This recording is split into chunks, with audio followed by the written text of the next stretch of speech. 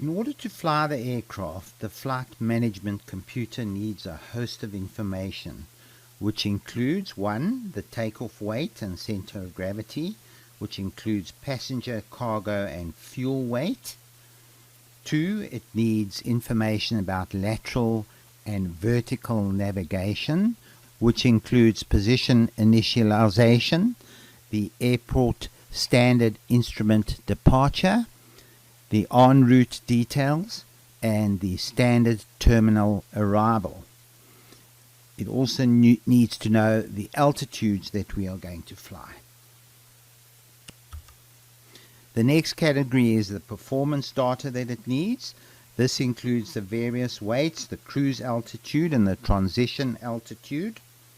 It needs the cost index, which tells it whether we're going to prioritize fuel economy or time economy. We can then derate the N1 performance if we want to for noise abatement or fuel economy. In Flight Simulator, the first thing we're going to do is set up the fuel. And our block fuel today is going to be 25353 pounds, according to external software that we have calculated. And you can see that it has distributed the fuel between the wing tanks and the center tanks. We're then going to set our payload. And today we've got a full complement of passengers. We're going to put 1,500 pounds into the aft cargo. And we're going to put 1,500 pounds into the forward cargo. So first we will put in our origin airport, which is Oliver Tambo in Johannesburg. Then we will put in our destination airport, which is Cape Town. We'll then enter our flight number. And we'll put that into Scratchpad. And then select it to line 2R. Okay, then hit the departure arrival button, and the first thing we're going to do is we're going to set up the departure. We know we're leaving from runway 3L, so we select that. Then we find our SID from our flight plan, and we're going to do the regular 3A standard instrument departure. So we'll select that. There's no transition, so we'll go straight on to the en route portion of the flight plan. On the route page, we need to go to the next page, and you can see that that's our SID, and we're going to that waypoint. And from our flight plan, the next thing we've got to enter is an airway here. And the airway is UQ10, which we'll put in there, and that'll take us to the next waypoint is CSV, and we'll enter that there. And then from the flight plan, the next airway is UZ26,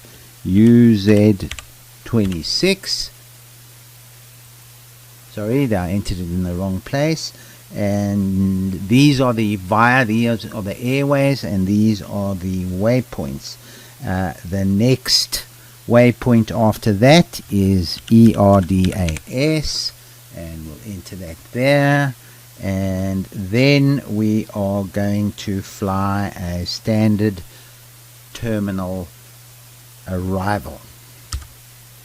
So let's tell the computer how we're going to arrive at Cape Town Airport, and we're going to use the ILS to runway 19, and to get there we are going to use ERD A 1B star, and we are going to use this transition just to get onto that. Alright, so let's go back to the route. We can now check the route by looking on the legs page. Let's put the ND in plan view and step through our route and check it. Check each leg and check for continuity, etc. Go back to the route page and activate and execute. The next thing we're going to do is initialize performance. So hit the perf init button. From the load sheet we'll know our 0 fuel weight. PMG has a shortcut where we just click this and it gets put into the FMC. The reserves we're going to put in 5,000 pounds. Our cost index was, let's make it 25. I think on our flight plan it might have been 5. Okay, our cruise altitude is going to be 34,000 feet, and we're going to fly with no real wind today, so let's put that in over there. Our transition altitude is going to be 7,500 feet. Okay, then the next thing we're going to do is, and we don't have to do this, we're going to do a N1 limit to conserve fuel. I'm quite heavy today, so I'm going to do a 24k D rate, and I'm going to enter an assumed temperature of 40 degrees. This is all calculated by external software. Okay, we're then going to go onto our takeoff page. The center of gravity comes from the load sheet, but PMG has a shortcut. Just click it twice and it'll give you the the center of gravity. We're then going to tell the FMC that we're going to take off with flaps 5. Okay, and it will set the trim for us, a very important figure. Write that down. Our trim's going to be 5.11.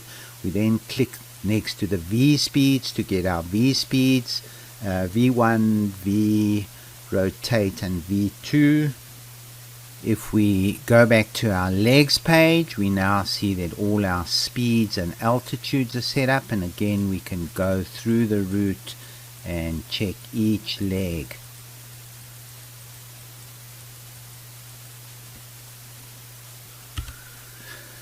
Okay, so let's set up the cockpit. The first thing I'm going to do is to set the trim. Then I'm going to set it to flaps 5. I'm going to put the order brakes on RTO, which is rejected takeoff. Check that the flaps have been set properly with this style. So let's set up the MCP. Firstly, I'm going to put the course for the ILS landing, which is 189. I'm going to put both flight directors on. Whichever one you put on first will be the main one. I'm going to arm the auto throttle. I've set my speed button to V2 plus 5. I've set the runway heading, which is actually 34. I've set the altitude to our cruise altitude because there's no speed restrictions in between.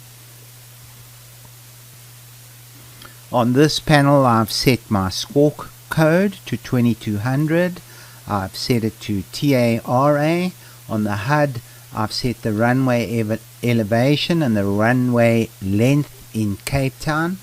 On the radios I've set the ILS frequency at Cape Town on standby and the VOR frequency active. On this side I've set the ILS as the active one. On the EFIS panel, I've set my baro to HPA on both the main and the backup PFD. I've set the map display to 20 nautical miles. I want data, and I want terrain, and I want traffic. Okay, so I've switched all of those on. I'll press this engine button until I have all the condensed information on one.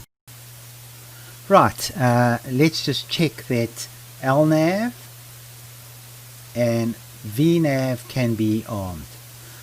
Sometimes VNAV won't arm unless you've got both flight directors on, or if you've derated the N1 limit too much and the aircraft can't fly the profile with that much power. So check on those two things. On the overhead panel, make sure that the landing lights are on, that the navigation lights are set to strobe and steady, that the red anti-collision lights are on. Set both engines starts to continuous, and check that the pressurization panel is correctly set. So as we take off, bring the throttles gently up to 40%, push the stick slightly forward, and then push the toga button. I'm going to continue this flight in part 3 of this series of our flight from Johannesburg to Cape Town. See you there. Thank you and goodbye.